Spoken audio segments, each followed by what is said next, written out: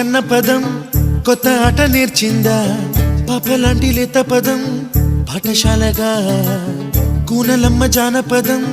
పల్లె దాటి వచ్చిందా చవళిల జానతనం పాట చూపగా కుంచెలో దాగే చిత్రాలు ఎదురొచ్చేలా